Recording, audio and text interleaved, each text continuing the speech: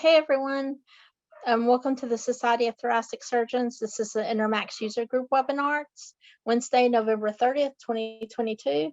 Hope everyone had a nice Thanksgiving or holiday that you celebrate, and welcome to the webinar, and we appreciate everyone joining today. So we'll go ahead and get started.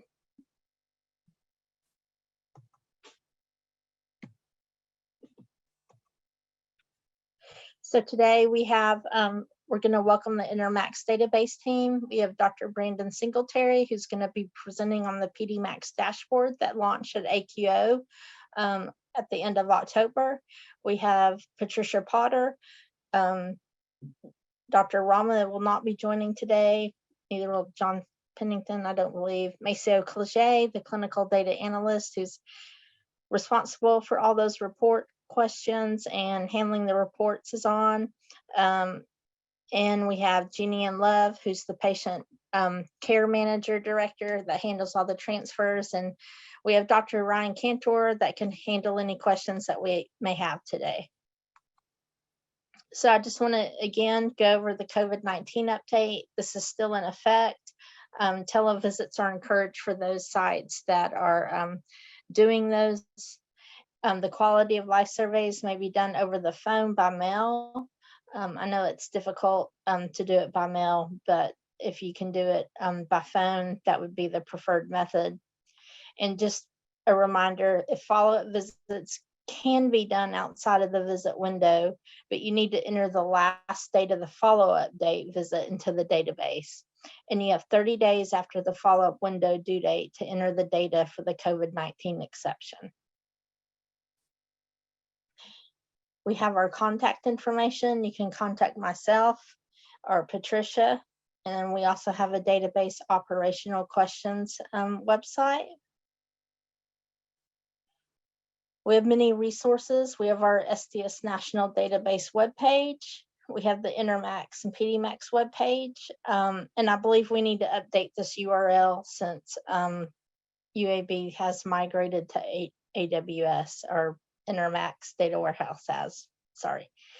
And I know that the Intermacs data warehouse, we will be sending out the new links for all this information.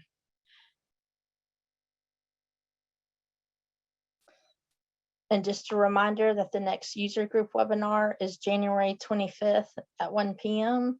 And the reporting webinar will be January 19th at 2 p.m. But in regards to that, we are also going to have a post AQO webinar, and the Intermacs Pedimacs Day is January 12th, and it will be about a 3-hour webinar. And we have a really good itinerary from some of the really good talks that we had at AQO. So that those that paid either virtually or in person will have access to that. If you did not pay for a virtual pass, you may still do so on the STS website. If you just click search AQO 2022, and you can still purchase your AQO website to hear some of those really good talks. And I think at this point, we will turn it over to Dr. Brandon Singletary to do the Pedimacs dashboard review, and then we'll take questions and answers after that. And just a reminder, please use the Q&A function for the question and answers.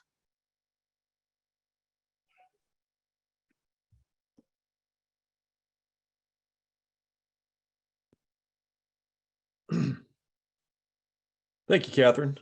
I'm going to pull up my screen here.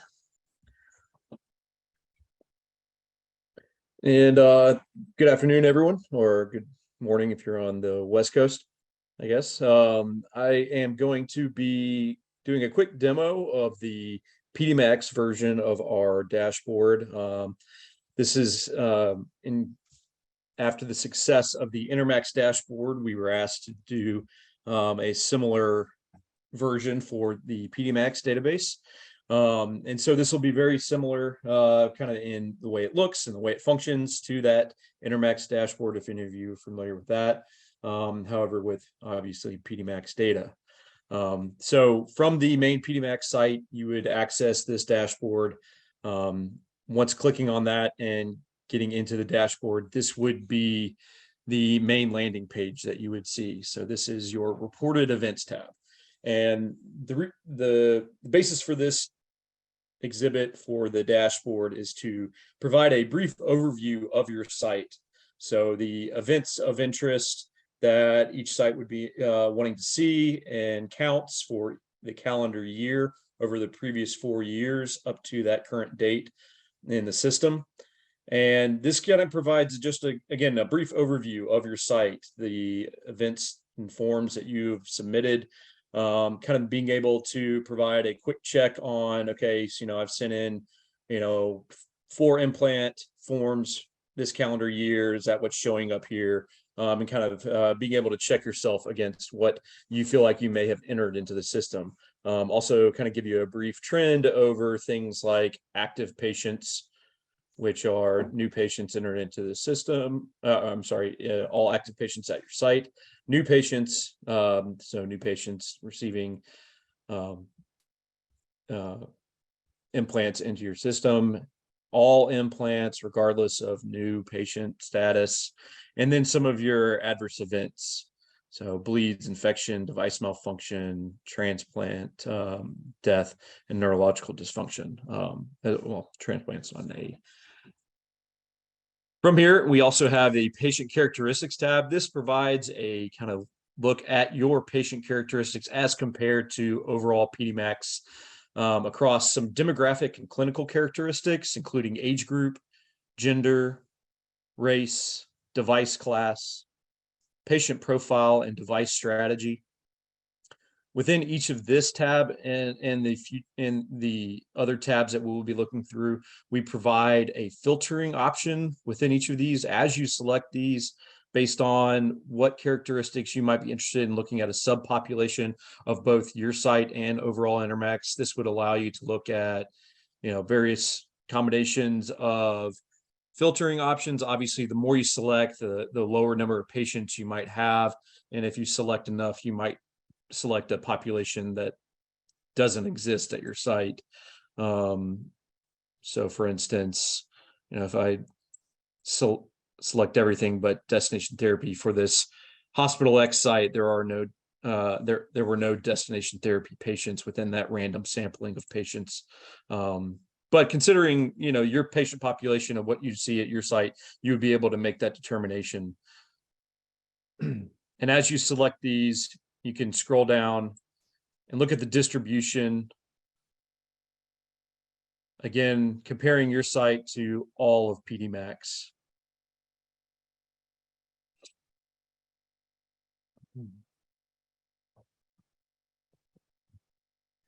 Once you've made these filtering selections, if you want to keep looking at that same subpopulation within your site and Pedimacs, you can continue on through the dashboard and it will maintain those selections. For purposes of demoing, I'm going to go back to the main overall population. So within the adverse events tab, you have at this point a current selection of mortality, stroke, major infection, and device-related infection. For mortality, stroke, and major infection, these will be 30-day adverse event outcomes, and device-related infection will be 90-day adverse event outcomes, because being a very kind of relatively rare occurrence, we wanted to include enough patients within that 90-day period where you would see enough to kind of compare against your site as well as all of Pedimacs.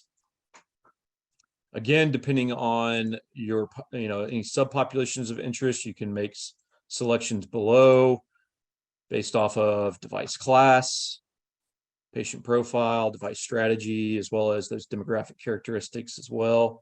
And as you can see, as you select those filters, both the table and figures will then correspond to those selections.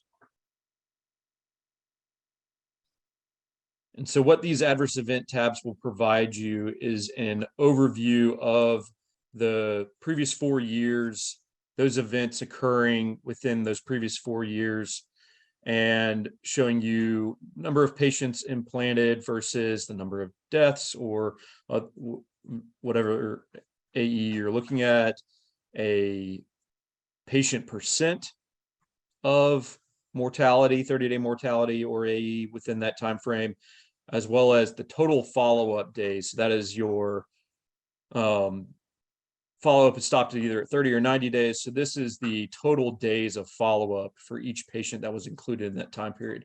That kind of goes into some of these calculations, like for instance, your 30-day mortality rate, which we provide you here a formula for that calculation. Moving on, we have our benchmarking tab. At this point, we have just the length of stay metric here included. However, it is broken up into two different ways of presenting this to you, both at a patient level. So this is all patients at your site compared to all patients at across all of Pedimacs, regardless of site. So you can see here, again, we have a table and a figure that shows you both your sites, median length of stay, as well as the quartiles, lower and upper, that you can compare against all of Pedimacs. If you're more interested in how you match up against other sites, you have the length of stay metric across your site compared to all of Pedimacs at the hospital level. So this is the median length of stay for each hospital within Pedimacs. So as you can see here, the hospital X has a 28.5 median length of stay days following implant compared to your median of overall Pedimacs at 32.8. That is all previous 4 years combined. If you want to break it out by individual year, you then have the figure below that to look at as well.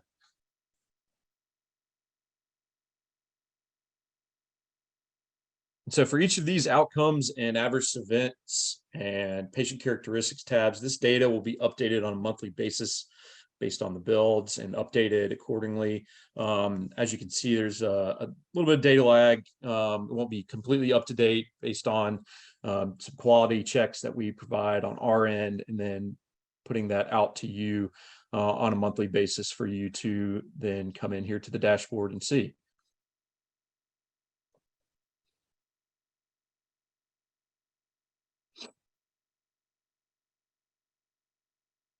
So we at Curso are hoping that this dashboard provides you a meaningful and useful tool to look at your site overall, as well as to provide you the ability to kind of compare yourself either overall within your population or some subpopulations to the entirety of Pedimacs data as well.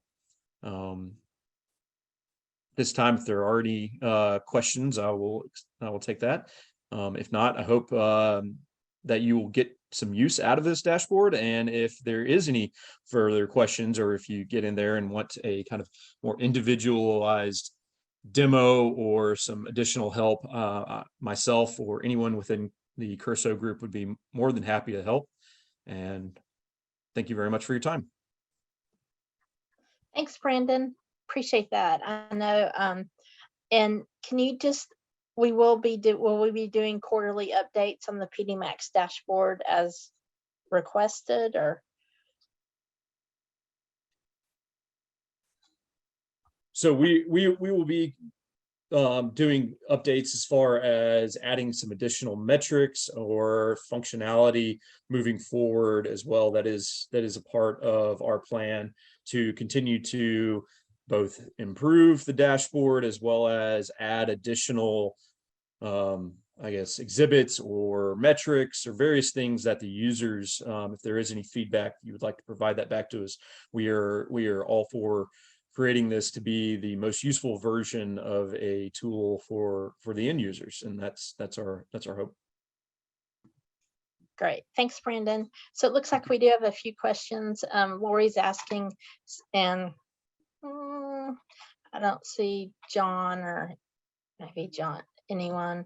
Brandon, hopefully you and Maceo or Ryan know the answer to this. Lori's saying, since the upgrade, we're missing our individual hospital data, center code missing from the dashboard. If Lori could just send us what center she's at, and is that related to Intermacs or Pedimacs, we'll look into it on the back end and reach back out. Perfect. And then Dave has a couple of questions.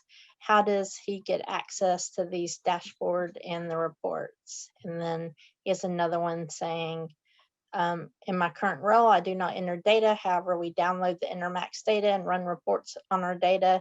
Whom to contact to get access? User ID, password for accessing these dashboards. Well, Dave, actually, you can, I will send you if you can email me, I will send you a contact form, and we can add you as as someone maybe view only, and that will give you access to that.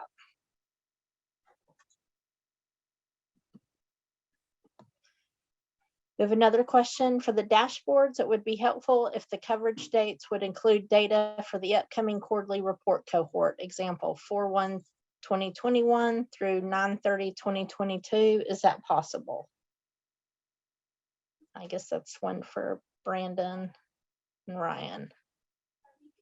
Yeah, I'm happy to try to answer this. Right now, the updates on the dashboarding, the first exhibit is that shows counts is recalculated nightly in terms of having the number of having like how many of the various adverse events or different patient types. So that's updated nightly. So you can see that in terms of all of the analytics in the subsequent events, it's tied to, the subsequent exhibits, those are tied to the same data sets that are generated for the QA reporting. So it is kind of on the same time frame and data entry lag, so to speak.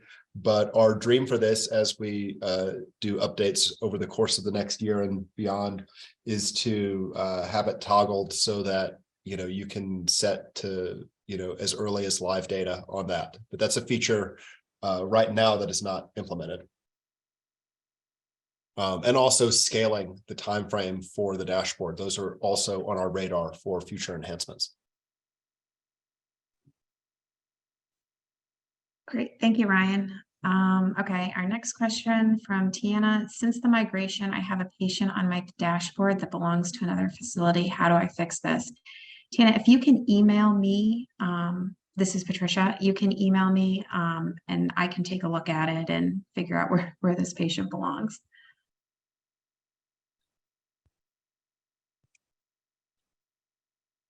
All right, next question from Lori, Intermacs participant ID.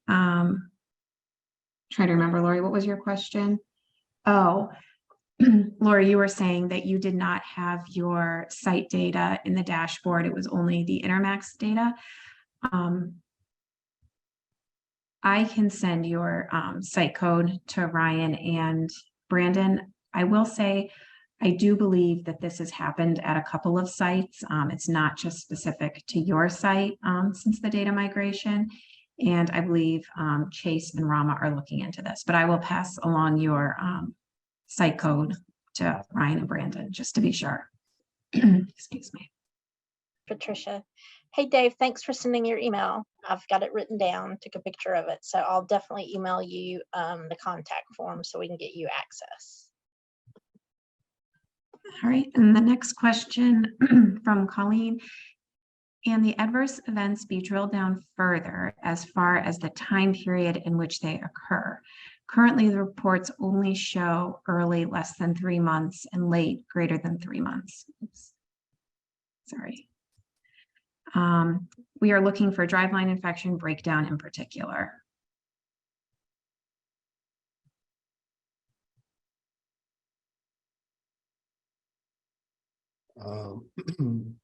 Let's see. So in the reporting, like the main QA report PDF packets you get, that's a pretty fixed time frame, just so that it's standardized across all centers.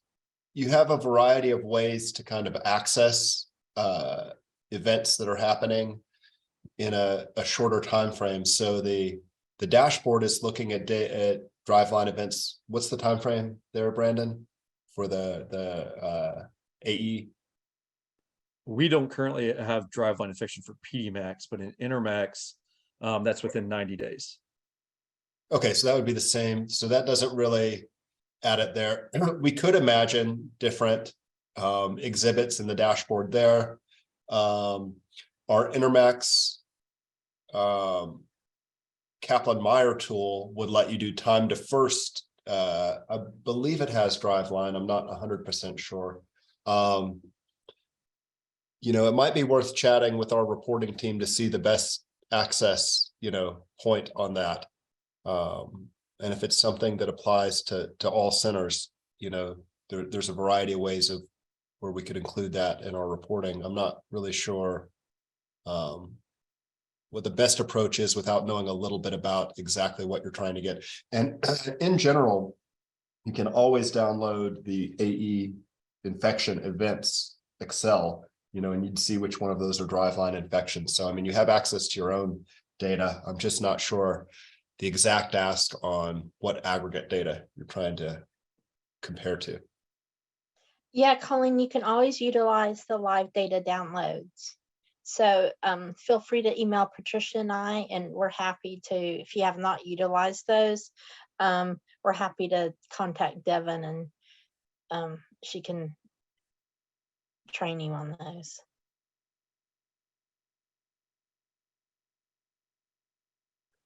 Catherine, I do have the Kaplan-Meier tool up and running now on the new transferred Pedimacs site. So can I spend 5 minutes showing the group that, just so that since everyone's here?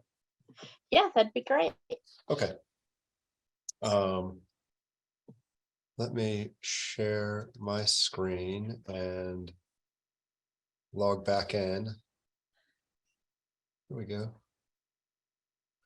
So in addition to the main dashboarding tool, we have kind of a companion tool called the Pedimacs Kaplan-Meier or time to event tool. We have a similar tool in Intermacs as well. So whether or not you're an Intermacs or a Pedimacs user, the same basic setup is going to be the same here. But you go to reports. I'm Hospital X here, which is a random set of hospitals' data combined. So I'm not showing any one hospital's details. You go down to this outcome analytics. What Brandon has been showing you is just the dashboard tool right here. What this tool lets you do is create the same kind of time to event or Kaplan-Meier curves that are some of the key exhibits in the QA reports, with a lot more flexibility and designed around the whole host of questions I've gotten from sites over the last 10 years. So let me start with showing you what is most comparable to your current QA report, and then I'll kind of back off to show you some of the cool things you can do with this tool, keeping it kind of short. So you select the kind of comparison you want to make. I'll go over this in more details in a second, but I'm going to compare a cohort at your site with the equivalent Pedimacs cohort. You select what outcome. The QA reports were mostly looking at time to event of mortality on a device, so I'll just keep that selected. You can filter this just like on the dashboard into more discrete and specific subcategories of patient cohorts. Right now, I'm just going to let everybody be included from Hospital X and everybody from Pedimacs. So I won't select any of these filters, but I'll show you how those work in a second. I go down to the bottom and generate that plot. And so you can see, so when I click that button, it instantaneously did the calculation. There's 84 patients in all of Pedimacs at Hospital X, and just over 1,200 patients in all of Pedimacs. You can see the number of events, in this case, mortality on a device in each group. And then you can see that curve. So you can see at various time points what the percent alive on a device is, and at risk. It also does a p-value, which you can kind of intuitively see the confidence intervals overlap each other. So Hospital X survival in Pedimacs is doing about the same as Pedimacs overall in this overall population. like I said, this tool can do a lot of other things beyond the scope of what the QA report can do. You can change different types of outcomes. So here we could do time to transplant instead of time to death. So hospital X, actually, the patients are getting transplanted a little bit faster at hospital X than in Pedimacs overall, for all the patients. You can see in the pediatric domain, a lot of these patients are getting transplanted. And then we have a few different other events. We have infection, device-related infection, GI bleeds, and stroke. These were kind of standard and comparable to what we developed at Intermacs. If there are other events you'd like to see, let us know. And as we get a critical amount of feedback, we're going to be doing periodic updates throughout the year to this and the Intermacs tool. So if there are other events you'd like to see here, let us know. I'll just show you what these other buttons do. If you select a single cohort at your site, here I'll just do device-related infection. So this is going to make one curve. There were 84 patients at hospital X. This is time to first device-related infection. You can kind of see when that's happening there. So it's calculating that on the fly. If we just say infection, any infection there, we can see what that is. Okay, 33 patients had a first infection form, of the 84. You can see it really jumps down a lot at the beginning. Now, let's say you want to look in a certain patient group. Like, let's say you just want to limit to patients that are less than 2 years of old. When are they getting their infections? So you can see you can answer a lot of interesting questions at your site with this data. I'll show one more demo and then turn it over to questions, which is compare two cohorts within your site. So this is something that we don't really do within the QA reports per se. Let me clear this out. So this will have 2 lines on it for mortality, both coming from the 84 hospital X patients. Here, I'll pick the critical cardiogenic shock patients, and on the right, I'll pick all of the less severe patients. So here you can see, as expected, the patients at hospital X in critical cardiogenic shock, have less mortality on a device than patients with a less severe prognosis at the time of implant. But you could use this to compare any 2 different mutually exclusive groups across any of these outcomes. And this could also become interesting if there were certain dates of changes of protocols or, timeframes of interest at your site. You could pick things that happened, within the last 3 years, and then things happened the 3 years prior, 1 year, however you wanted to slice and dice your data. So we hope with this tool that without having a lot of programming expertise at your site, you can have access to some of the key patient characteristics and key outcomes of interest in a wide variety to compare your site to itself and your site to the overall Pedimacs aggregate as well. And like I said, there's a similar tool in Intermacs with all the questions set up for an adult population as well. So I'll stop sharing, and I don't know if that inspired any more questions on the Kaplan-Meier tool, the dashboard reporting, anything that in terms of data we provide back to you in Intermacs or Pedimacs. Yeah, great, Ryan. Thank you so much for showing that. Appreciate it. We'll now look at some of the questions. So we do have a question. This analysis option is missing for us post-migration. If you're Okay. talking about Pedimacs, if you can clarify if you're talking regarding Pedimacs, because Pedimacs is not up and running right now. So maybe you're talking So about is that saying the Kaplan-Meier tool is, or Pat, if you just want to send me your email, I can email you directly and we'll figure out exactly what's going on. Thanks, Ryan.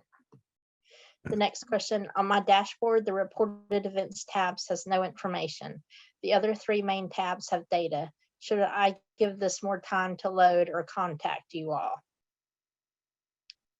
Contact us. Everything should be working. So if there's if folks are having a glitch in something, we just need a few examples and then it'll probably fix it for everyone when we know. Okay, and she also added, she's also having the same issue on the other tabs. Intermacs data is showing, but not my facility, but my facility information is not. And So, Catherine, that's the same question Melissa Williams has, and also Lori Reed had. Ryan, Chase and Rama are both aware, and I think this has something to do with the migration, and they're working on it. Okay, Okay. great. Yeah. great. We apologize. It's just transitioning to a more secure and better, I don't know what you'd call it, better. We migrated to a more secure cloud, and it'll be faster and better in the long run. We can provide Intermacs and Pedimacs more tools to work with. So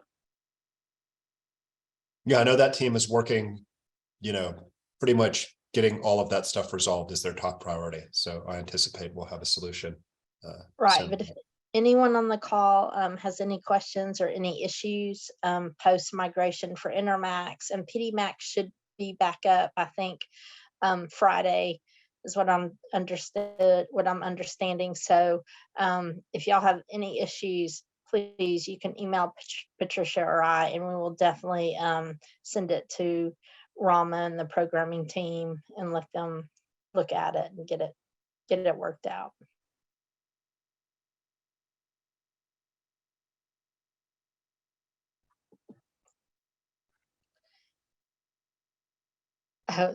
And the question from Donna, I'm new to Intermacs. I'm training with Catherine tomorrow. Yes, we do. I'm looking forward to it, Donna.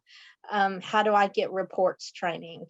Donna, when we do our training tomorrow, I will definitely, we can review the reports, but if you want specifically, we can discuss in detail tomorrow, specifically what kind of training, if you're wanting dashboard training, or the live data downloads training, we can discuss it tomorrow, and I can put you in contact with the right contact person to schedule that training.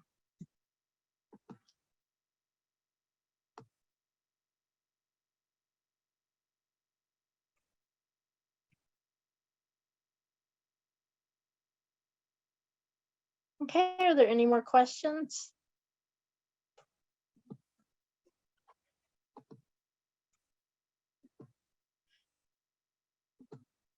Well, thanks everyone. Our next webinar will be in January. And if y'all have any questions or concerns post migration, again, please contact Patricia or I, and we will get you and put you in contact with the programmers. Thank you, Dr. Singletary and Dr. Cantor, and thank you for the Intermacs Data Warehouse team that joined today. We appreciate it. Leanne from STS and Addie from STS, thank you so much for being on here. We appreciate it. Looks like we have one more question. Only thing is Intermacs is running really slow, very slow. Yes, Neelam. I have heard that several people, including myself, have been getting generic error messages, and the team to fix that, they are working on that. I think they had a temporary fix in place, but after that, people were still getting errors. So it's just, it runs slow and doesn't load, and then you get the generic error message. So thank you again for letting us know, and I will reach back out to them and let them know that it's still occurring. Yeah, Linda. Yeah. I apologize for the inconvenience. I know it's frustrating when you're, entering data and then the page doesn't save. So hopefully we'll get this fixed quickly. Yeah, thanks again. And we'll get it fixed. It's just it's a lot of moving parts, but thanks everyone, and hope everyone has a happy holidays. And we will be sending out emails regarding the post AQO webinar and any other information that we have.